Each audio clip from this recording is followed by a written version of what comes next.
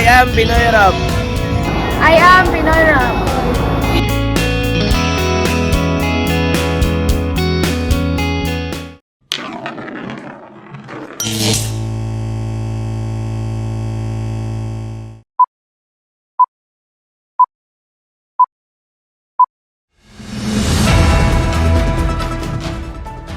For the headlines, weather forecast. Shoreline nagdulot ng malakas na ulan, baha at malaking alon sa Luzon. Galing po Foundation, susi sa best practices ng CDO. Nakumpiska ang mga assault rifles sa magsanib na operasyon ng PNP at AFP.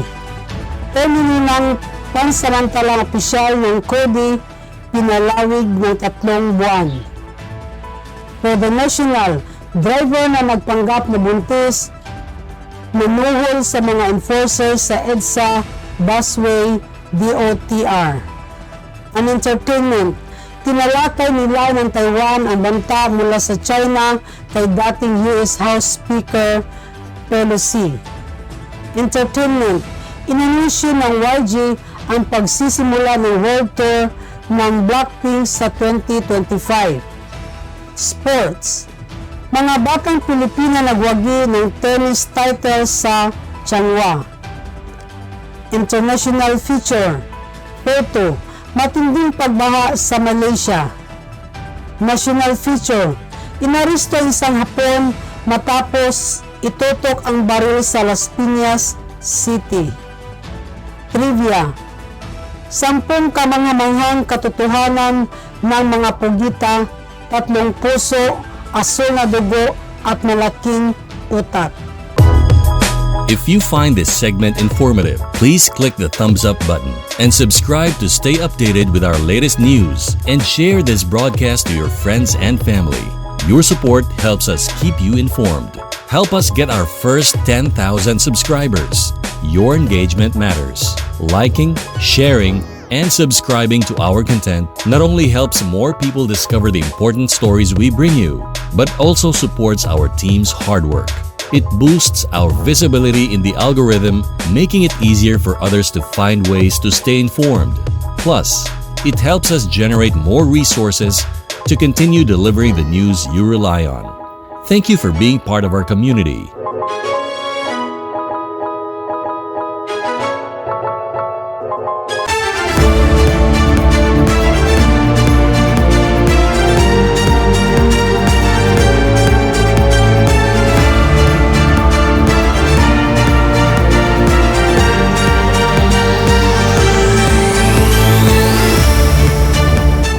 Good morning Philippines, magandang umaga Luzon, maayong adlaw Visayas ug Mindanao. Ngayon ay Huwebes, Desyembre 5, 2024. Ako ang inyong tagapagbalita, Tina Gomez Gallego.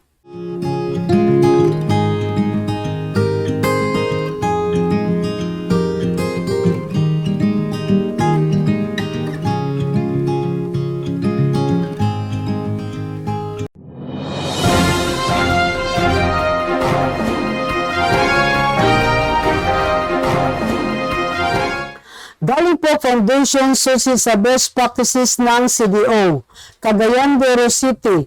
Bibisita ang mga kinatawan ng Galing po Foundation sa pamahalaang lungsod sa susunod na linggo upang suriin ang mga tourism packages ng Cagayan de Oro. Layunin ang pagbisita nito na ipinakita kung bakit napili ang Cagayan de Oro bilang modelo o governance hub na proyektong pinamagatang Better Governance Without Borders, Promoting Collective Action through the Cagayan de Oro City and Tagum City Governance Hub. Ayon kay Janboy Aktob, tagapagsalita ni City Mayor Yolando Clarix Uy, isang malaking karangalan para sa mga taga-Cagayan de Oro ang pagkilalang ito. Sa 16 na lungsod na sumali, tanging Cagayan de Oro at Tagum City lamang ang napili. Dahil dito, layunin ng Galing po Foundation at alamin ang pinakamahusay na mga gawain ng Cagayan de Oro upang maibahagi rin ito sa iba pang lungsod sa bansa. Ang proyekto ay Pininduhan ng United States Agency for International Development o USAID sa ilalim ni Cities for Enhanced Governance and Engagement o CHANCE program. Ang opisyal na entry ng Cagayan de Oro para sa programa ay kinabibilangan ng mga lingguhang aktibidad tulad ng suri-suri sa baryo, pagbibisita sa mga nayon, People's Day at kasalan ng bayan, mas wedding sa ilalim ng administrasyon ni Mayor Uy. Nakumpiska ang mga assault rifles sa magkasanib na operasyon ng PNP at AFP. Cagayan de Oro City, isang pinagsama operasyon ng kapulisan at militar ang nagbukas sa isang armas na itinago ng mga kasapi ng CCP-NPA sa Mount Balatucan Peak sa Hingog City, Misamis Oriental.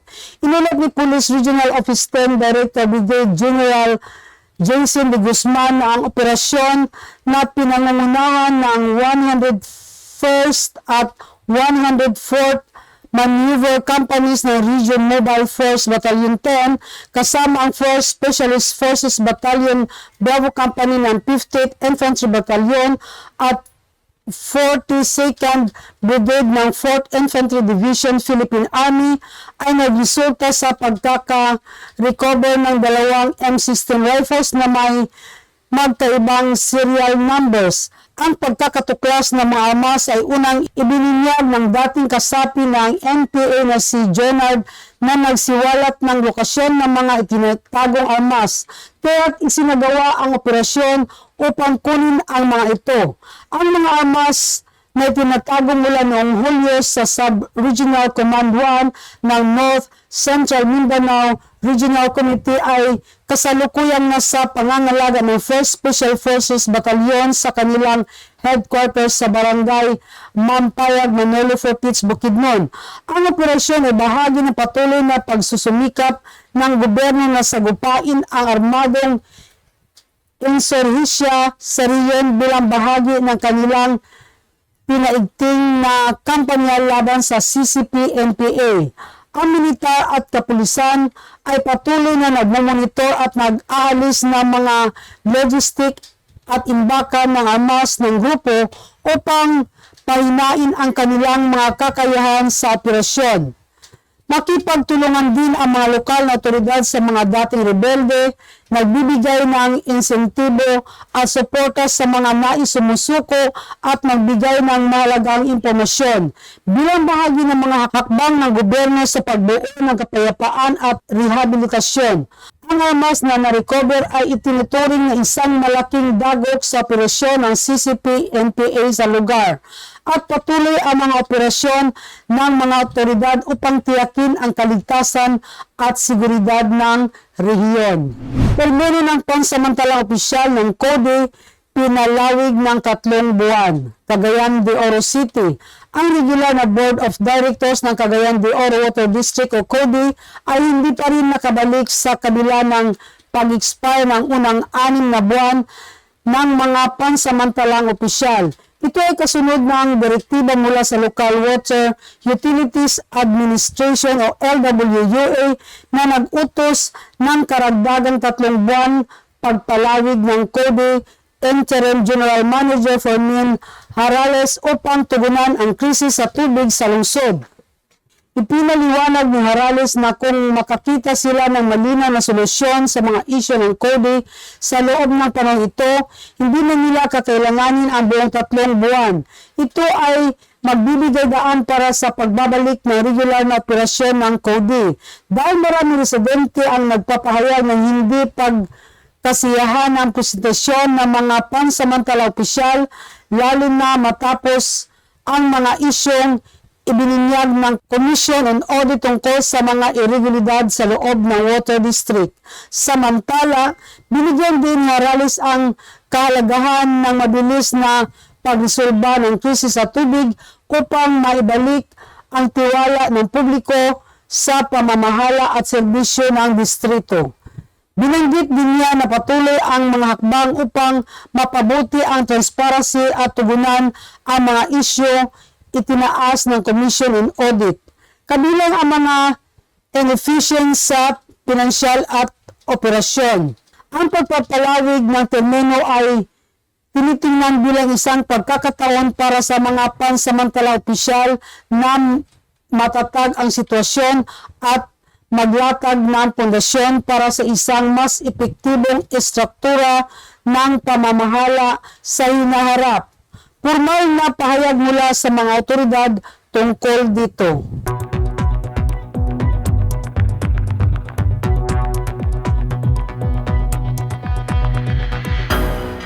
Weather forecast. Shoreline nagdulot ng malakas na ulan, baha at malaking alon sa Luzon.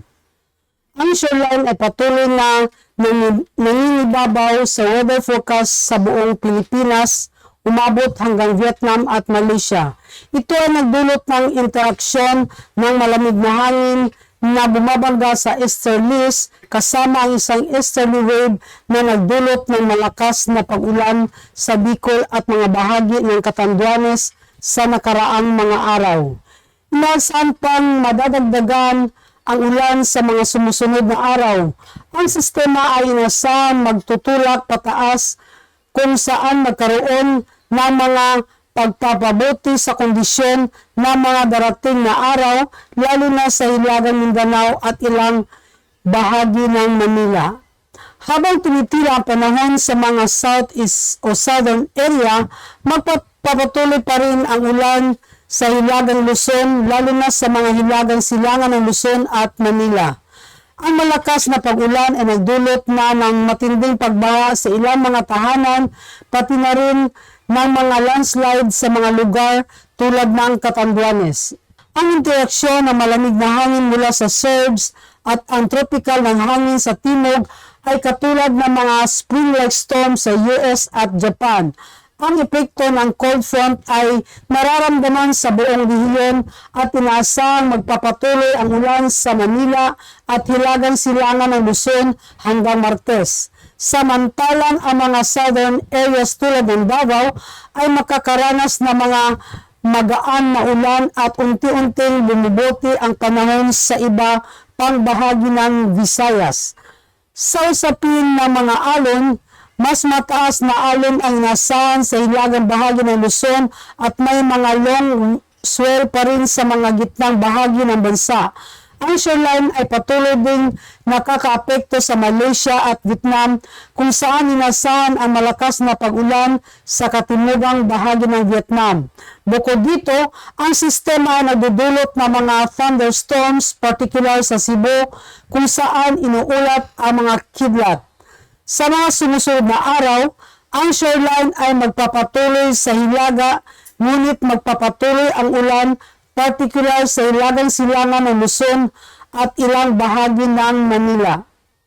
Ang panahon sa Southern Luzon ay unti-unting gaganda at inaasa magiging mas magaan ang ulan sa Davao pagkatapos sa Martes.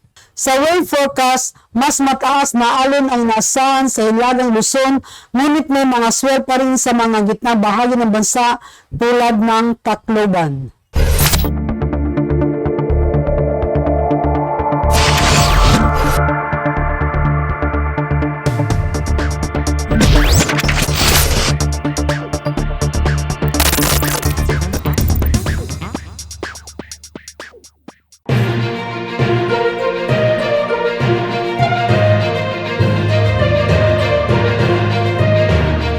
For the national news, driver na nagpanggap na buntis na nuhol sa mga enforcer sa EDSA Bus Runway DOTR, Manila.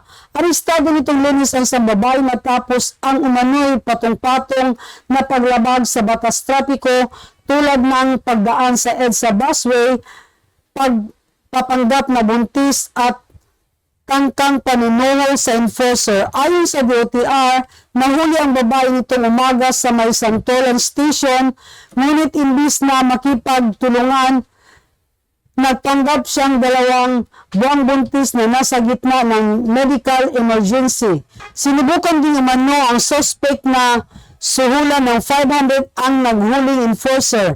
Ang aksyon ng babae ay nagdulot ng pangamba ukol sa maling paggamit ng EDSA Busway at integridad ng mga enforcer dahil sa insidenteng ito.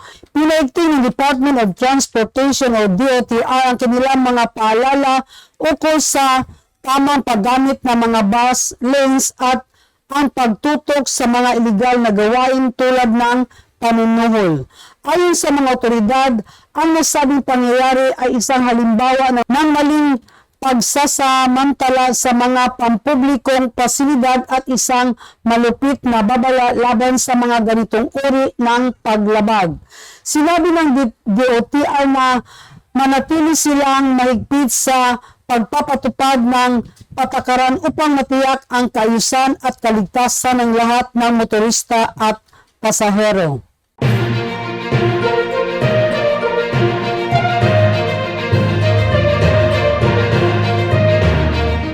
For the international news, tinalakay nilay ng Taiwan ang banta mula sa China kay dating US House Speaker Pelosi. Honolulu, Estados Unidos, tinalakay ni Taiwan President Lai Ching-te na ang mga banta na militar mula sa China laban sa Taiwan sa isang tawag kay dating US House Speaker Nancy Pelosi noong Linggo ayon sa kanyang tagapagsalita. Ang tawag ay naganap sa Hawaii na isang unang hintuan ni Lai sa isang paglalakbay sa Pasipiko na ikinagalit ng Beijing. Ang matagal na suporta ni Pelosi para sa Taiwan, lalo na ang kanyang kontrobersyal sa pagbibisita sa Taipei noong 2022 ay nagdulot ng malaking military drills mula sa China sa paligid ng isla. Sa kanilang pag-uusap, tinalakay ni Lai at Pelosi ang mga banta ng militar mula sa China at iba pang mga isyu. Inilarawan ng tagapagsalita ng presidente si Karen Ko ang tawag sa 20 minuto bilang mainit at magaan na binigyang diin ang kanilang malalim na ugnayan, paring personalidad at pampolitika. Matagal nang ipinagpapalagay ng Beijing na bahagi ng kanilang teritoryo ang Taiwan at mariin itong tinututulan ang anumang internasyonal na pagkilala sa kasarilan ng Taiwan. Labis na ikinagalit ng China ang opisyal na komunikasyon sa pagitan ng Taiwan at ng Estados Unidos. Ang pinakamahalagang kaalyado at pangunahing taga-suporta ng amas ng Taiwan. Pinalala pa ng pagbisita ni Pelosi ang tensyon na itinuturing ng Beijing bilang isang hamon ng mga claims nito sa Taiwan. Patuloy na binigyang diin ng Estados Unidos ang military at diplomatic na suporta ng Taiwan na nagpapalala sa relasyon ng Washington at Beijing. Ang presyon mula sa China ay patuloy sa Taiwan na may regular na mga aktibidad militar sa kalapit na airspace at dagat ng Taiwan. Isang paalala ng mga tensyon sa pagitan ng dalawang panig. Sa kabila nito, patuloy na tinututulan ng Taiwan ang mga hinihingi ng Beijing para sa pagsasama at patuloy na naghahanap ng international na suporta upang palakasin ang kanilang kasarilan at seguridad.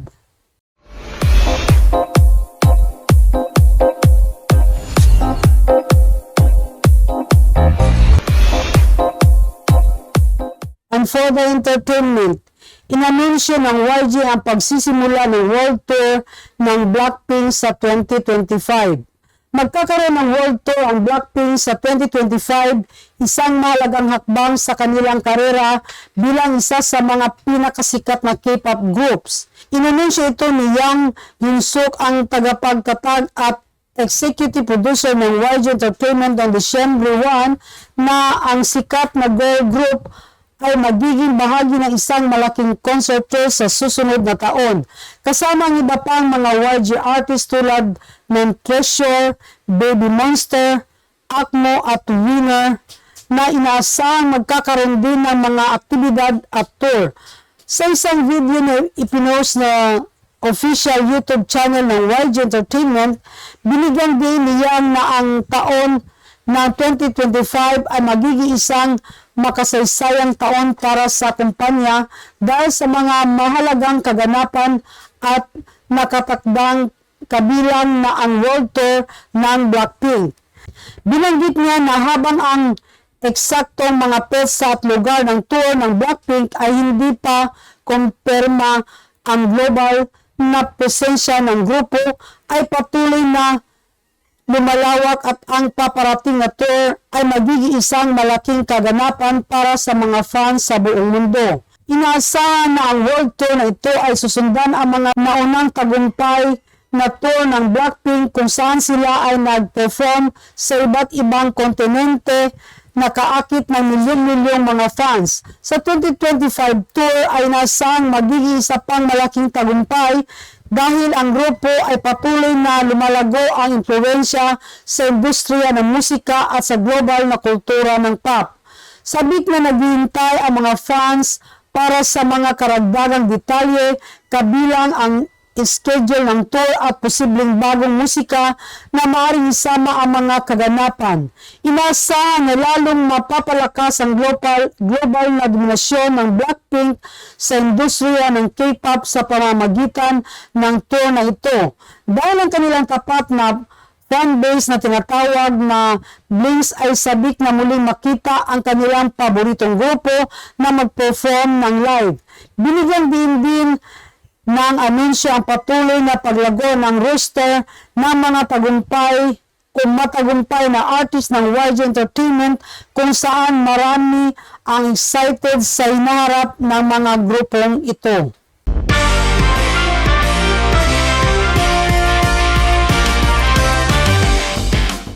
At para sa sports, mga batang Pilipina nagwagi sa tennis titles sa Changhua, Manila.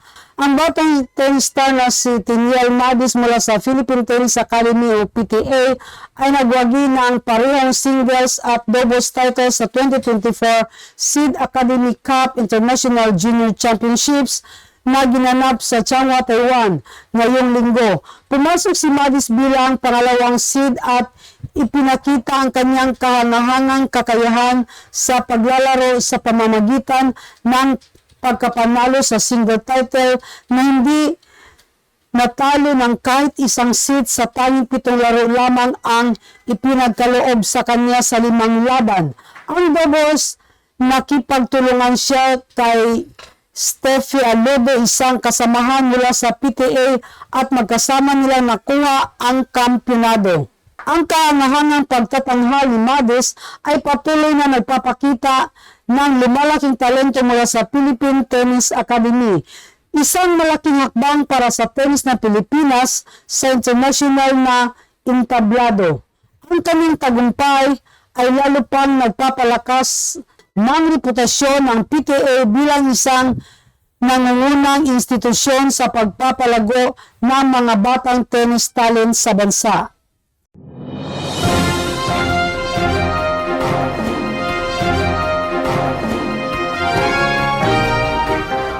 International feature. Photo. Matinding pagbaha sa Malaysia. Isang aerial na tanawin ang nagpapakita ng mga bahay na napapaligiran ng tubig baha matapos ang malakas na ulan sa tumpat sa estados ng Kelantan ng Malaysia noong Martes. Mahigit 122 katao ang napilitang lumikas mula sa kanilang mga tahanan dahil sa malaking baha na dulot ng walang tigil na pag-ulan na tumama sa mga hilagang estado ng Malaysia ayon sa mga opisyal ng pamamahala sa kalamidad noong Nobyembre 30.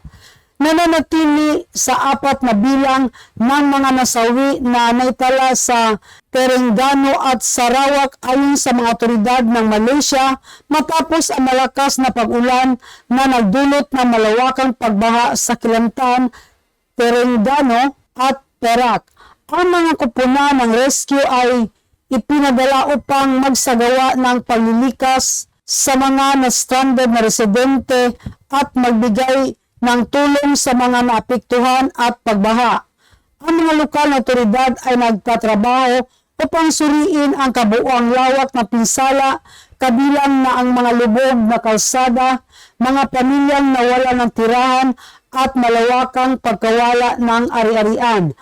Ang patuloy na malakas na ulan na nagsimula noong nakaraang linggo ay nagdulot din ng mga pagkaantala sa transportasyon at pagsasara ng mga paaralan sa mga apektadong lugar.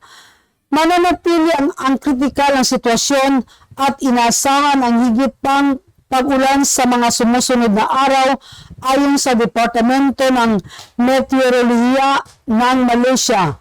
Ang mga volunteer at mga aid organization ay nagbibigay ng tulong sa mga biktima at mga emergency shelters ang itinatag upang tumanggap ng mga evacuee. Ang mga pagbaha ay nagbigay ng labis na strain sa mga lokal na yaman at ang mga pagsisikap upang maibalik ang normal na kalagayan ay isinasagawa. Hinikayat ang mga tao na maging alerto dahil sa karagdagang pag-ulan ay maaring magpapalala ng kondisyon.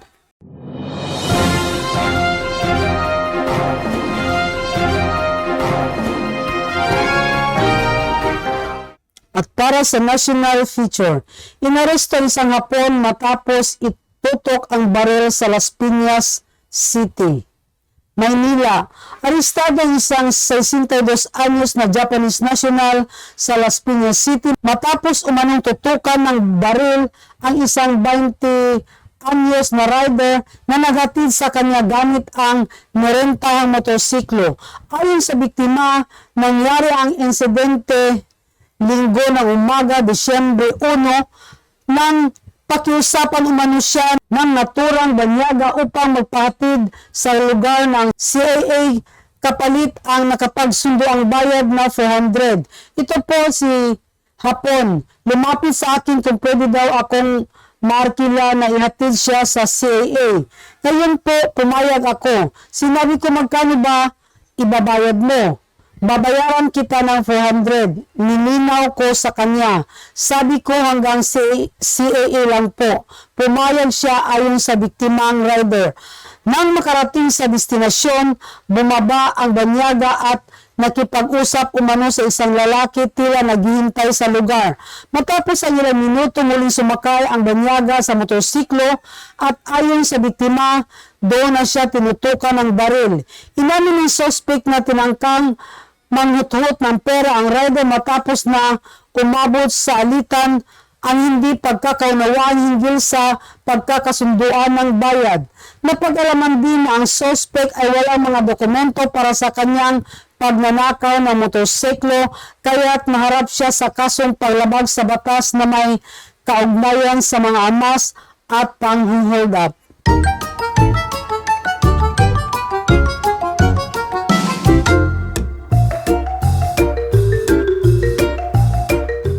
Para sa trivia, 10 kamangha-manghang katotohanan ng mga pugita, 3 puso, asul na dugo at malaking utak.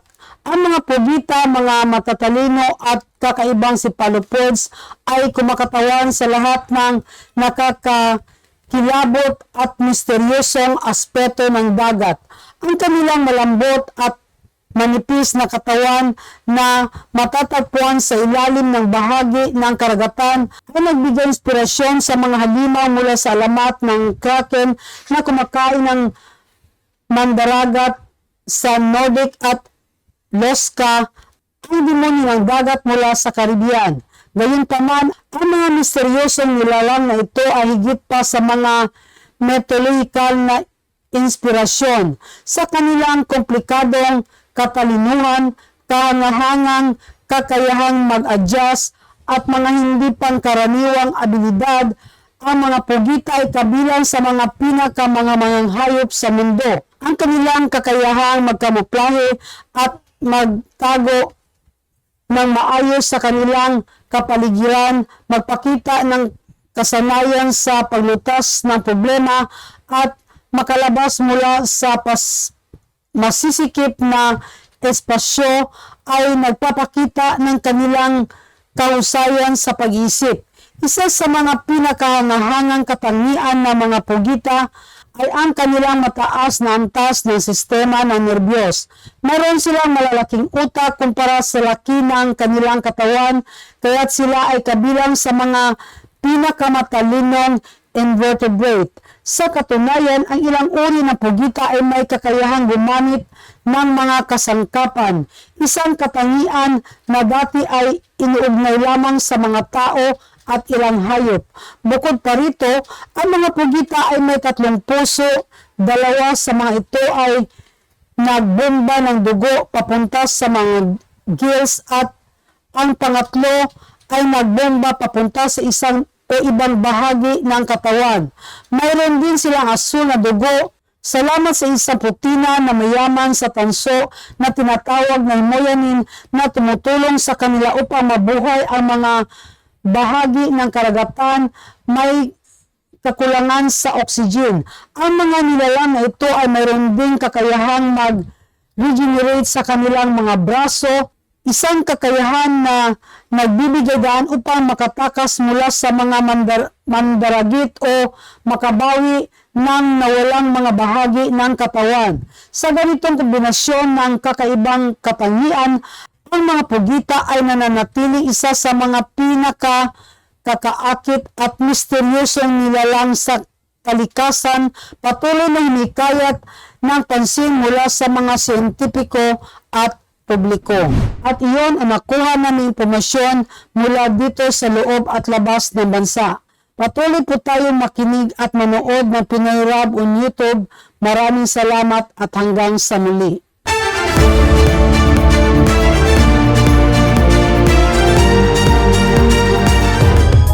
If you find this segment informative, please click the thumbs up button and subscribe to stay updated with our latest news and share this broadcast to your friends and family. Your support helps us keep you informed. Help us get our first 10,000 subscribers. Your engagement matters. Liking, sharing, and subscribing to our content not only helps more people discover the important stories we bring you, but also supports our team's hard work. It boosts our visibility in the algorithm, making it easier for others to find ways to stay informed. Plus, it helps us generate more resources to continue delivering the news you rely on. Thank you for being part of our community.